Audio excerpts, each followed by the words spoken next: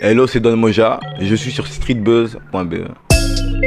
Don Moja, les gens ne te connaissent pas. Tu es un homme à plusieurs casquettes. Est-ce que tu peux expliquer ça aux téléspectateurs?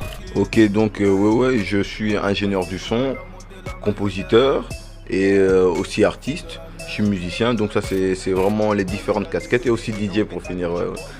Et j'essaye d'utiliser toutes ces différentes cordes pour faire du plaisir musical, quoi. Tu as une biographie musicale assez chargée, assez pleine, parce que pas mal d'artistes te sollicitent pour collaborer avec toi. Mais explique-moi un peu, c'est quoi ton secret?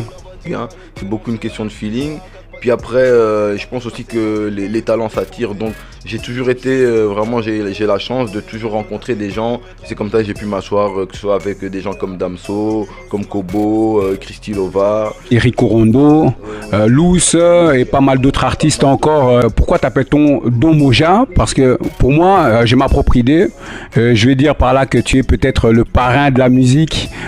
Don Moja, en fait, je voulais déjà un titre.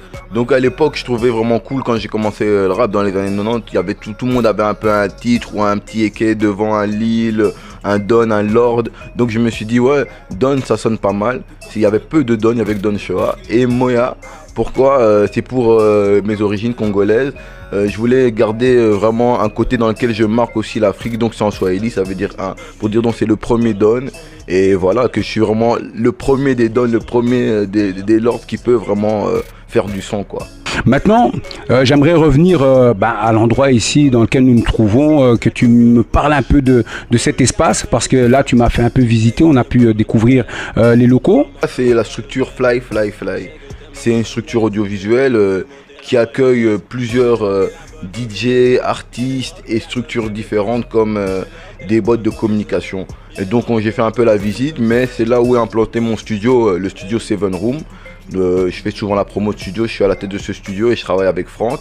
Et j'invite tout le monde à passer ici parce que c'est un lieu dans lequel on peut vraiment être au contact des artistes, être au contact de professionnels et pouvoir se développer dans la musique, quoi. Tu m'as fait visiter d'ailleurs, là il y avait pas mal de structures autour, des collaborations aussi, des personnes qui travaillent comme des DJ Psar qui sont à côté et quoi encore d'autre?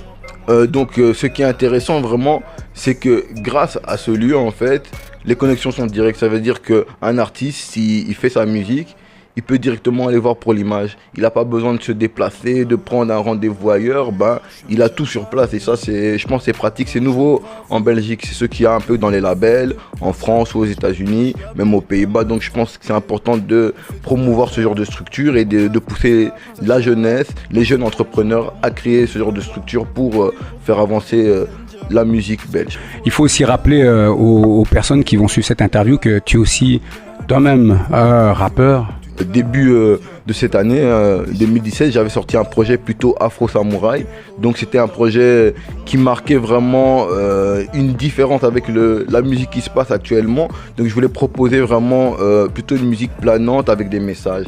Et là je vais revenir en janvier avec un nouveau projet un peu plus joyeux, plus club pour les jeunes. Donc j'ai travaillé entre temps parce que je suis là en studio pour les autres, mais quand j'ai du temps pour moi, je continue sur mes projets et j'avance. Donc il y a une mixtape qui arrive et on va aussi continuer les Don Mojam qu'on est en train de tourner. La saison 2 arrive, on va essayer de mettre en avant encore d'autres artistes de plus et sûrement une série d'interviews qui va venir, comme on sent que vraiment la musique urbaine est en train de se développer. C'est le moment d'être nous aussi les acteurs. Donc j'invite tous ceux qui regardent l'interview à devenir les acteurs, que ce soit en tant que auditeur, en simple auditeur, en venant au concert, en venant, en partageant. C'est vraiment le moment de la musique urbaine belge, quoi. C'est notre heure. Alors les Don Mojam, c'est quoi? C'est un lieu de rencontre pour les artistes et grâce à ça, ils créent un mouvement en fait. Et je pense que c'est ça, j'essaye de faire partager notre plaisir de la musique au public. C'est vraiment ça les Don Moja. Je ne suis pas tout seul, derrière Don Moja, il y a vraiment beaucoup de personnes.